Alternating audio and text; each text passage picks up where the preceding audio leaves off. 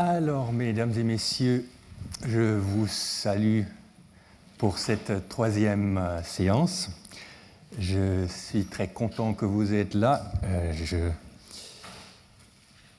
dois vous prévenir que le cours d'aujourd'hui risque de devenir intéressant, puisque nous allons parler de contre-exemples. Pendant les deux derniers cours, je vous ai expliqué que l'idée d'une exception européenne en matière de sécularisation était faible. En effet, la théorie de la sécularisation permet d'expliquer aussi bien le niveau de sécularité que le processus de sécularisation. Mais il existe quand même des contre-exemples importants. Des contre-exemples qui sont régulièrement adressés à la théorie orthodoxe de la sécularisation. La question d'aujourd'hui est alors, y a-t-il des contre-exemples importants par rapport à la théorie d'une sécularisation mondiale et invalide-t-il la théorie de la sécularisation en général ou en partie? Pour pouvoir traiter cette question, nous devons être au clair de ce qu'est un contre-exemple. Et un contre-exemple, pour moi, j'accepterai un contre-exemple si on peut démontrer qu'un pays ou une région sont caractérisés par une modernisation d'un côté, mais pas de sécularisation de l'autre côté, ou même un retour du religieux. Je définis un retour du religieux comme une croissance de l'importance du religieux sur le niveau individuel, organisationnel et ou sociétal.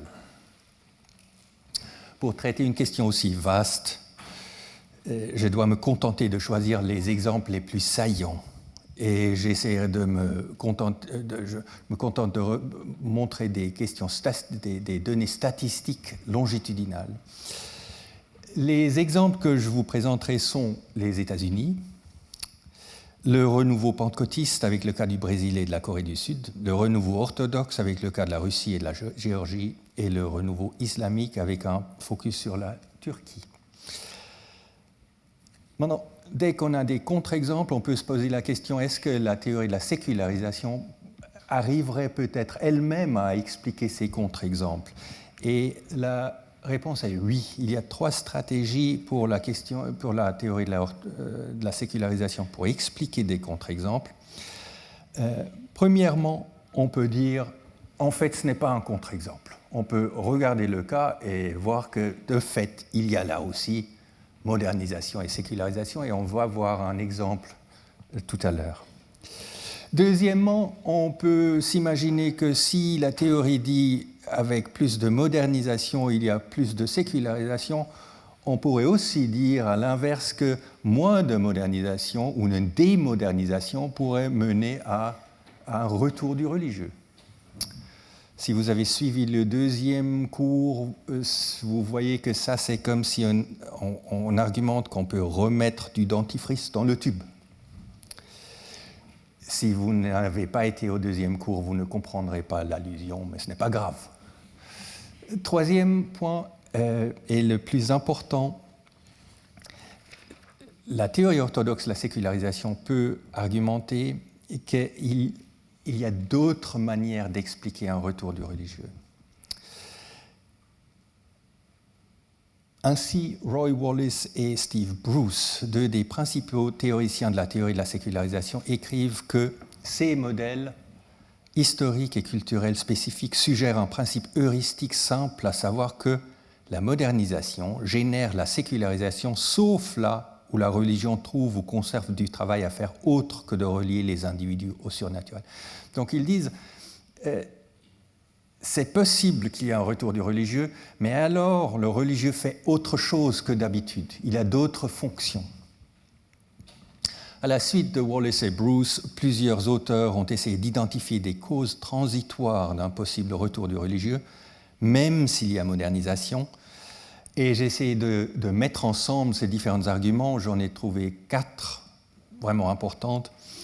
Premièrement, il y a des auteurs qui argumentent qu'un retour du religieux est possible en cas de trop rapide modernisation et urbanisation. S'il y a trop rapide modernisation et urbanisation, beaucoup de personnes immigrent dans les grandes villes, perdent leur cadre d'interprétation, se trouvent face à de grandes insécurités et inégalités, Certaines personnes deviennent riches rapidement, beaucoup d'autres restent ou deviennent pauvres, et dans une telle situation, comme dans la période de la révolution industrielle, beaucoup de personnes sont à la recherche de nouveaux liens sociaux, nouvelles techniques de vie, et peuvent être prêtes à se joindre à des groupes religieux leur offrant une réintégration. Donc, première explication. Deuxièmement, un retour est possible en cas de forte crise économique ou politique. Comme dans le premier cas, de telles crises, si elles sont vraiment fortes, peuvent complètement bouleverser les bases d'existence matérielle et de manière d'interprétation des personnes. Elles peuvent générer des inégalités et insécurités extrêmes. À nouveau, les groupes religieux peuvent sécuriser et réintégrer de telles personnes. Troisièmement, un retour est possible si un groupe se voit menacé de l'extérieur ou d'en haut par une élite. La religion est ici une ressource identitaire qui est utilisée par les acteurs menacés pour coordonner le combat contre l'agresseur perçu et pour se redonner une identité positive. Cette stratégie est souvent appelée une défense culturelle. Quatrièmement, et dernier point, un retour est envisageable si un nouvel État est créé ou si l'État se trouve affaibli. Dans un tel cas, l'État peut essayer de se légitimer religieusement et de se lier à des groupes religieux qui ont du pouvoir. Rappelons que dans tous les cas mentionnés, les théoriciens de la sécularisation voudraient expliquer des contre-exemples comme transitoires. Ils vont dire oui, c'est possible que dans de tels cas, il y a un retour du religieux pendant un certain temps, mais ensuite la modernisation va faire en sorte que la sécularisation continuera quand même. Il y a un problème avec ces explications, pas des moindres. Ces explications ont le désavantage d'être proches d'une explication ad hoc. Si elle n'est pas utilisée correctement. Le danger réside dans le fait de trouver des cas de renouveau religieux, chercher un de ces éléments, par exemple la rapide modernisation, et si on l'aurait trouvé, de déclarer qu'on aurait expliqué le cas. Le problème est qu'on n'aurait pas investigué tous les autres cas également montrant une trop rapide modernisation et où on n'aurait pas trouvé de renouveau religieux. Mais voyons donc, ça c'était tout ça c'était relativement abstrait. Maintenant, vous voudrez probablement voir les exemples. Et voilà donc les exemples. D'abord, les États-Unis. Pendant longtemps, cet exemple a été systématiquement adressé aux tenants de la théorie de la sécularisation. La théorie de la sécularisation ne pouvait pas être une théorie générale, disait-on, puisque les États-Unis étaient l'exemple parfait d'un pays extrêmement modernisé, qui était en même temps extrêmement religieux et ne montrait aucun signe de sécularisation. Des présidents comme Jimmy Carter, Ronald Reagan, George W. Bush, Barack Obama ou Donald Trump aimaient tous se montrer comme des chrétiens croyants. L'intégrisme chrétien et le pentecôtisme étaient et continuaient d'être extrêmement forts à la fois dans la vie des gens et en tant que force politique aux États-Unis. En somme, disaient les critiques, la théorie de la sécularisation a été catégoriquement contredite par cet exemple. Eh bien, au cours des dernières décennies, la question de l'exceptionnalité états-unienne en matière de religion a été réglée empiriquement. Voilà les données du Pew Research Center et ils montrent qu'entre 2007 et 2018, le pourcentage de chrétiens affiliés est passé de 78% à 65% et le pourcentage de non-chrétiens, les personnes sans appartenance religieuse, est passé de 16% en 2007 à 26% en 2018. Donc vous voyez une forte sécularisation là aux États-Unis.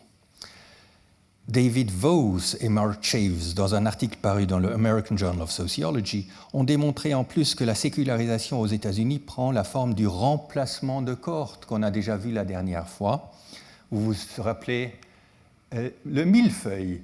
Donc, exactement la même chose aux États-Unis. Chaque génération, chaque cohorte est un peu moins religieuse que la précédente, mais maintient relativement à travers la vie la religiosité. la sécularisation est alors une sorte de remplacement de cohorte. Un jeune chercheur, Simon Brower de la Duke University, a publié un article dans le Journal for the Scientific Study of Religion qui a démontré que les États-Unis semblent se comporter exactement comme le modèle de la transition séculière de Vos qu'on a déjà vu la dernière fois. Vous vous souvenez, il y avait l'idée qu'il y a un modèle général que tous les pays... que tous les pays suivent. Donc ici, vous avez les séculiers en rouge, en bleu, les religieux, en vert, les flous. Les grands points, c'est les États-Unis. Et vous voyez, ces points sont exactement sur le modèle, là. Donc, les États-Unis se comportent comme ils se devraient comporter selon le modèle de Vos. Nous pouvons résumer notre analyse en disant que les États-Unis ne sont pas non, ce n'est pas un contre-exemple. C'est peut-être trop peu que j'ai écrit sur ce slide, mais donc, ce ne sont pas un contre-exemple contre la théorie orthodoxe de la sécularisation. Certes, leur religiosité est relativement élevée, mais le processus de la sécularisation est exactement le même aux États-Unis que dans les autres pays occidentaux. Venons au deuxième exemple qui est plus difficile pour la théorie de la sécularisation.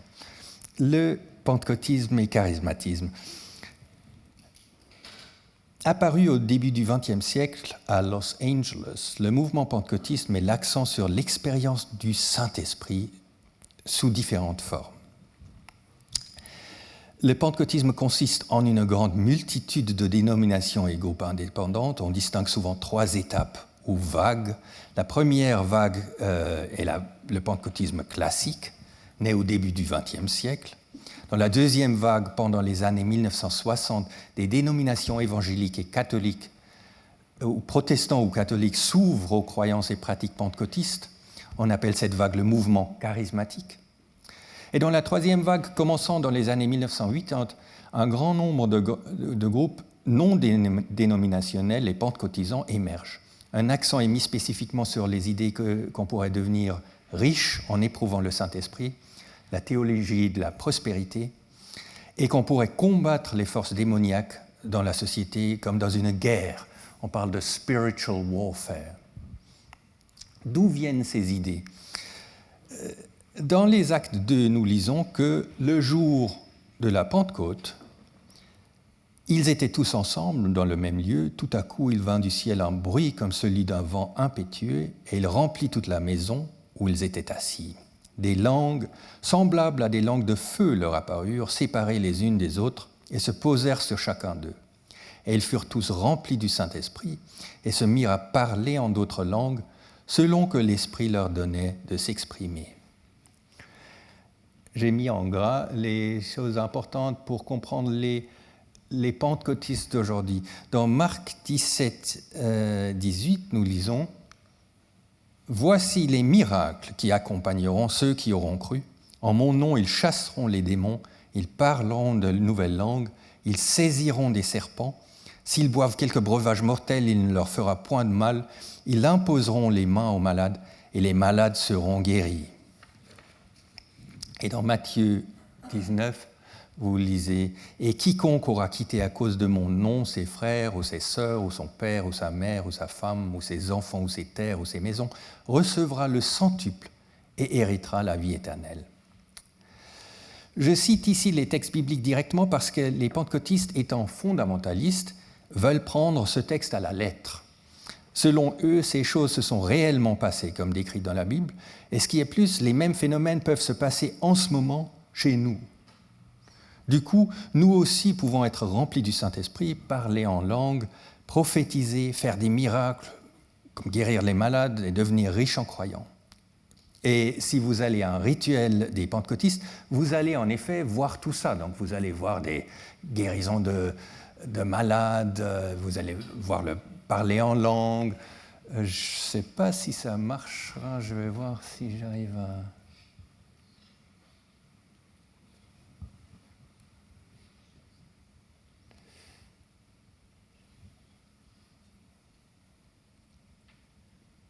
Je ne suis pas sûr si j'arrive à avoir le son.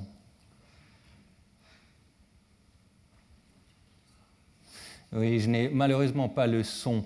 Je voulais vous montrer une femme qui, ici, parle en langue.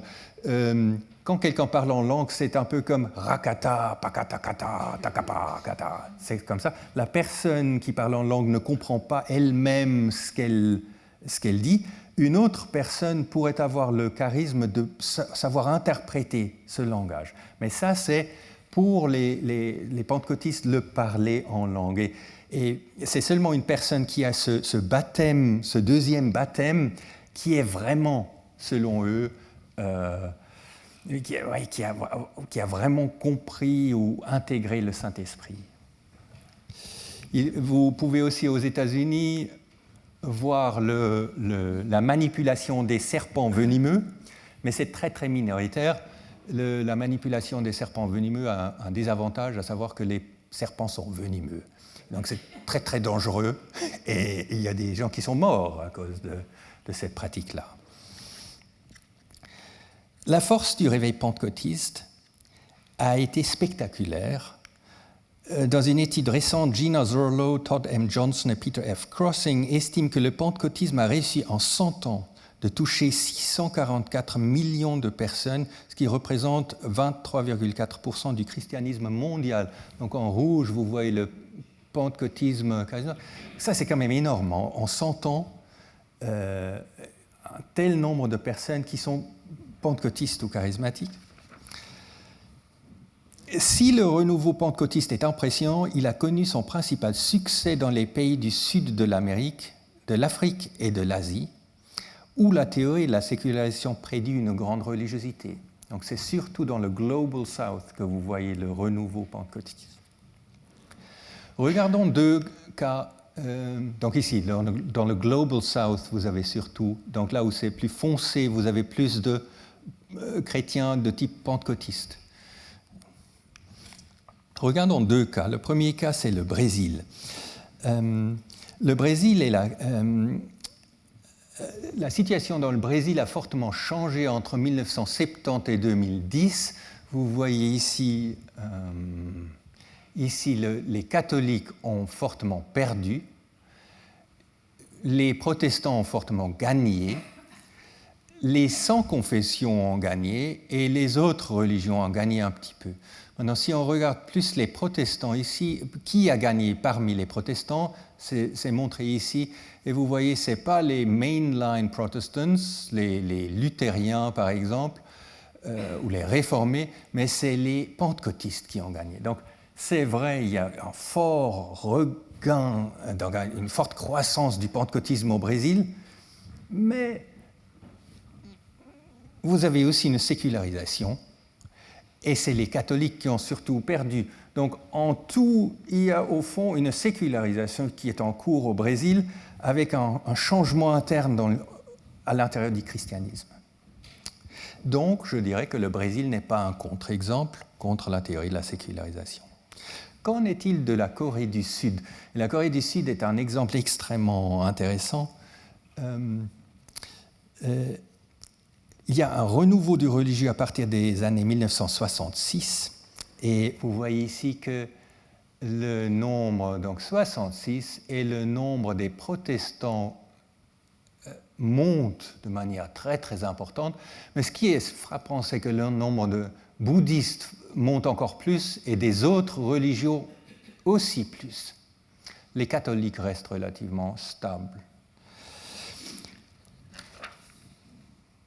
Selon le meilleur article sur le sujet écrit par Lee et Su, en Corée du Sud, l'explication est la suivante.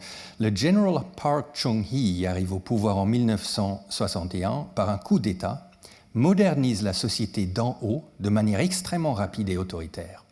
Ceci crée une urbanisation très rapide et en même temps, le général supprime la religion populaire dominante au profit des religions vues comme bénéfiques pour l'État, en particulier le bouddhisme et le protestantisme. En conséquence, de nombreuses personnes se trouvent dans l'insécurité, manquent de schéma cognitif pour la nouvelle situation, luttent pour la réintégration. Beaucoup traduisent leur ancienne religion populaire en bouddhisme, tandis que d'autres passent au protestantisme, considéré comme particulièrement moderne. Le retour du religieux est donc, selon Li et Su, principalement à voir comme le résultat d'une action de l'État en train de se créer. Depuis que la Corée du Sud s'est démocratisée, par contre, est devenue plus stable, on remarque des signes de sécularisation évidentes, ayant l'air très similaires de ce qu'on peut voir dans les démocraties de l'Ouest. Donc ici, j'ai donc Why young South Koreans are turning away from religion, et tout l'article tourne autour de les jeunes ont d'autres choses à faire, ont leur smartphone, et les églises cherchent de nouvelles manières pour intéresser les jeunes.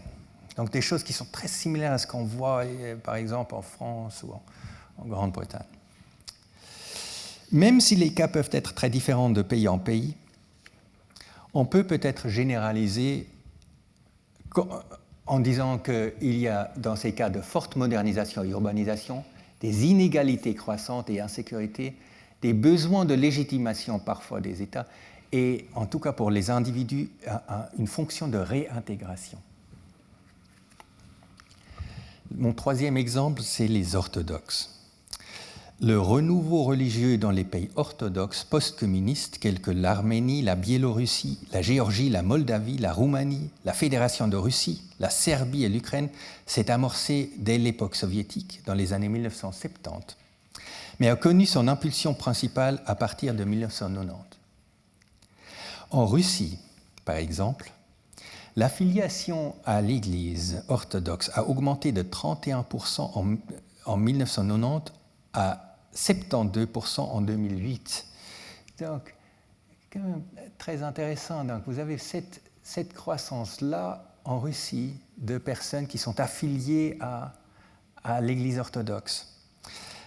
La croyance en Dieu, par contre, et l'autodescription en tant que religieux ont aussi augmenté, mais de manière beaucoup moins importante. Et la fréquentation du service religieux est pratiquement restée stable. Donc, vous avez ces orthodoxes ne vont pas au service religieux, mais ils se disent, il y a beaucoup plus de personnes qui se disent affiliées. Ces chiffres sont interprétés par les spécialistes comme Detlef Pollack et Gergely Rosta dans leur livre Religion and Modernity dans le sens d'un retour du religieux identitaire et nationaliste. Selon eux, l'effondrement de l'Union soviétique en 1991 eut l'effet d'une grande crise, aussi bien économique qu'identitaire.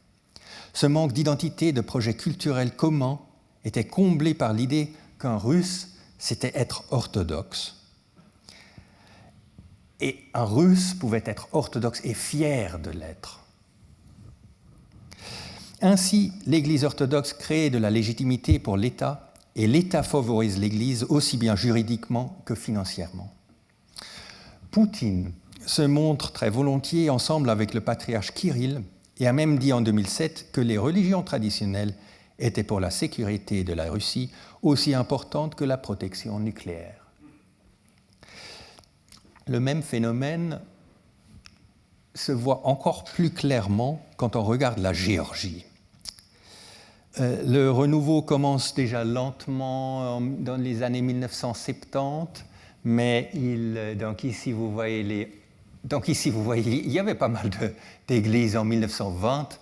Ensuite, les communistes essaient de détruire la religion, mais vous voyez ici comment le nombre d'églises monte. C'est incroyable. Ici, les fréquentations du service religieux des enfants, affiliation, importance de la religion, fréquentation du service religieux. Vous voyez, à la fin, ici, ça semble retomber ici. Donc peut-être que c'est seulement transitoire. Mais vous voyez, donc, de manière générale, il y a vraiment un regain de religieux pendant un certain temps en Géorgie. Et la Géorgie est l'exemple le plus frappant de tous ces pays. Comme dans le cas russe, nous voyons que le retour, le gros du retour, vous le voyez, le gris pas. Donc c'est en 1990 que le gros du retour se passe. Et qu'est-ce qui se passe en 1990 ? Eh bien, vous avez le PIB par habitant tombe de manière incroyable. Vous avez ici une crise économique et sociale énorme en Géorgie, quand l'Union soviétique se désintègre. vous avez à ce moment-là, ça c'est aussi 1990, la confiance en la politique, aux partis politiques, système juridique est très très faible. La seule confiance qui monte, c'est la confiance en l'Église. Donc il y a une institution qui marche, c'est l'Église orthodoxe. Elle donne de l'identité orthodoxe. Et ici, vous voyez les finances que l'État donne à l'Église. Donc à partir d'un certain moment, l'État comprend qu'il est faible, mais il peut prendre de la légitimité de l'Église orthodoxe, et donc il finance fortement l'Église. Comme dans le cas des Russes, nous voyons que le retour du religieux mène les politiques à chercher le contact avec le patriarche. Donc on voit ici Gamsa Kurdia, tous l'ont fait, Shevardnadze, Saakashvili, Ivanishvili, chaque fois avec le patriarche Ilya II, qui est charismatique et qui donne la légitimité à l'État. Quelles sont les causes du retour orthodoxe en Russie, Géorgie et d'autres pays comme la Roumanie, Serbie ou Monténégro? On pourrait dire que la crise économique et sociétale a mené à une perte des repères idéologiques pour beaucoup de personnes. L'économie a été privatisée et a été mise en contact avec l'économie mondiale très rapidement. Ceci a créé de fortes inégalités, de l'insécurité, de la déception avec les régimes corrompus et avec des attentes de progrès économique. Et les États en manque de légitimation ont alors essayé d'utiliser l'Église orthodoxe pour se légitimer.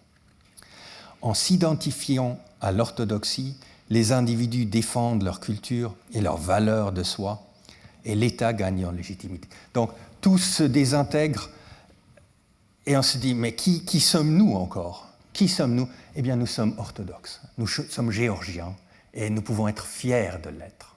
C'est un peu le mécanisme identitaire nationaliste que je vois. Dernier exemple, l'islam. Le renouveau islamique. Dans des pays à prédominance musulmane tels que l'Afghanistan, l'Algérie, l'Iran, l'Égypte, l'Irak, le Pakistan, la Syrie, la Tunisie ou la Turquie, se voit surtout à partir des années 1970. Il n'est pas, contrairement à ce qui est parfois décrit dans les médias, un phénomène de groupes marginaux ou extrémistes, mais un phénomène à grande échelle qui touche l'ensemble de la population de ces pays.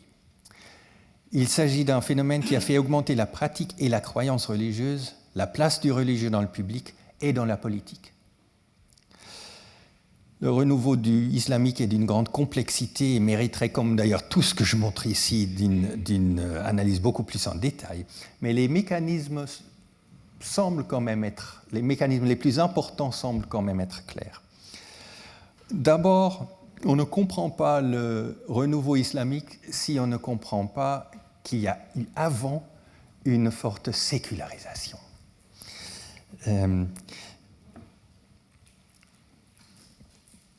Le renouveau islamique est un mouvement de réaction aussi bien à l'ère de la colonisation par l'Ouest qu'un mouvement de modernisation et sécularisation rapide d'en haut dans la première partie du XXe siècle. Par exemple, en Égypte, en Turquie ou en Iran, les régimes cherchaient à moderniser et séculariser la société d'en haut pour atteindre un niveau de productivité et modernité similaire aux pays de l'Ouest. Cette modernisation et cette sécularisation étaient entre autres symbolisées par de nouveaux produits, par l'éducation des femmes, mais surtout aussi par l'enlèvement du voile. Ça, c'était le grand symbole pour la modernité, la modernisation. D'ailleurs aussi, l'enlèvement du fets de l'homme. Donc en Turquie, vous avez une loi en 1925 qui interdisait le fets. Donc ce n'est pas seulement la femme, mais aussi l'homme. Cette modernisation et sécularisation d'en haut créa tout de suite des mouvements de réaction et de résistance comme les Frères musulmans qui étaient fondés en 1928. Mais ces mouvements auraient un succès fulgurant seulement 50 ans plus tard. À partir des années 1970, nous observons une réaction de renouveau islamique importante dans beaucoup de pays à majorité musulmane. Pour ne donner que quelques éléments, en Égypte, les frères musulmans deviennent de plus en plus forts et le mouvement du hijab prend son essor d'abord dans les universités, ensuite dans la société en général. En 1973, l'Arabie saoudite commence de manière massive à diffuser un islam wahhabite. En 1978, Zia-ul Haq introduit un système juridique islamique au Pakistan. En 1983, un système juridique islamique est introduit au Soudan. En 1979 a lieu la révolution iranienne. À partir des années 1994, les talibans émergent au Kandahar, en Afghanistan. Moi, vous avez vu, je cherche toujours les données statistiques pour montrer que ces choses existent. Il n'existe pas beaucoup de données statistiques pour montrer ce... Il est clair qu'il existe, donc il n'y a aucun doute, mais il n'existe pas tellement de données statistiques. J'ai trouvé ceci dans un texte de Carvalho qui cite Mutlu, donc c'est dans l'université d'Ankara en 1978 et 1991. C'est des étudiants et on voit qu'ils croient, les pourcentages de croyants montent clairement entre 1978 et 1991. Donc, God really exists, there's a day of resurrection, I believe there's a heaven and hell. Donc, on voit ici la croissance. Une autre manière de démontrer empiriquement le retour du religieux consiste en textes et photos des années 1970 et aujourd'hui, qui montrent que le hijab est porté beaucoup plus souvent aujourd'hui. Carvalho écrit « Abu Lugod writes about the Cairo of 1969. One rarely sees jalabiya, traditional robes. Almost no women are veiled. » Ça, c'était alors. Yet, by 2000, Baya claims that veiled women in Cairo constitute a staggering majority of over 80%. C'est vraiment quelque chose qu'on voit dans des photos, mais aussi quand des descriptions le disent. Les causes générales de ce retour du religieux islamique peuvent être résumées comme suit. Nous trouvons des modernisations d'en haut très rapides qui créent des inégalités et incertitudes croissantes. En même temps, les attentes des gens sont déçues. Elles sont déçues par les régimes vus comme corrompus et s'étant vendues à l'Occident, déçues concernant leurs attentes de progrès économique. Donc, une fois après l'autre, on voit que les personnes croyaient qu'il y aurait bientôt ils auraient de la richesse, bientôt de plus en plus de personnes sont éduquées, mais ça ne vient pas. Donc, il y a de la déception. Et on se sent humilié par les guerres perdues contre Israël et par l'existence d'Israël tout court. Dans cette situation-là,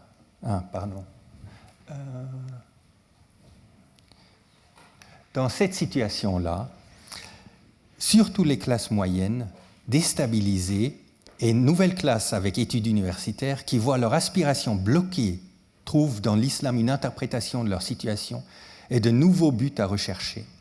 Il s'agit donc d'une réintégration, mais aussi d'une défense culturelle et de la valeur de soi.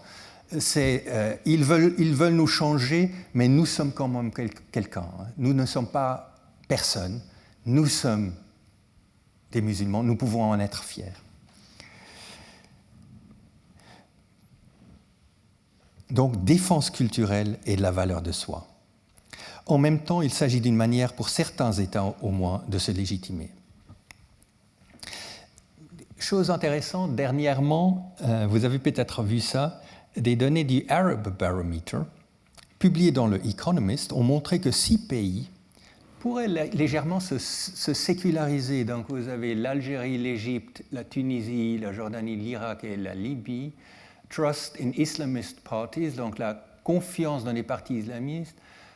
Ceux qui disent qu'ils ne sont pas religieux, confiance aux leaders religieux, et les musulmans qui disent qu'ils vont à la mosquée au moins quelques fois, et partout vous voyez une certaine sécularisation. Donc ici, il y a moins, donc là en rouge c'est 2018-19, donc il y a moins de trust ici, et le nombre de personnes qui disent qu'ils ne sont pas religieux a augmenté, donc on voit là une certaine sécularisation.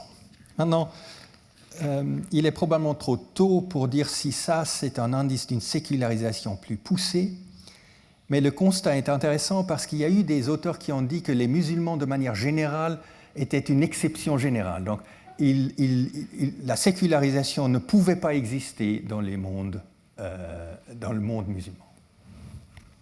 En conclusion, nous avons vu qu'on trouve beaucoup d'exemples de croissance religieuse dans le monde. Donc la théorie de la sécularisation a des problèmes, en tout cas. Il y a des contre-exemples, où on a des retours du religieux. Et il y en aurait d'autres dont je n'ai pas parlé. Mais on a aussi vu que ces contre-exemples pourraient s'expliquer par les explications données par la théorie orthodoxe de la sécularisation. Théorie orthodoxe de la sécularisation pourrait dire ben c'est vrai que ça existe, mais c'est transitoire. On a vu que, pour moi en tout cas, ça marche assez bien de dire que c'est toujours en lien avec une trop rapide modernisation, souvent d'en haut. Les gens ne sont pas prêts pour cette modernisation. Avec crise sociétale forte et la création ou des besoins d'États qui ont besoin de légitimité. Donc les défenseurs de la théorie orthodoxe de sécularisation pourraient dire oui, ça existe, mais c'est transitoire. Mais dès qu'il y aura une démocratie stable, avec un État démocratique qui fonctionne, vous allez voir que la sécularisation va prendre son chemin.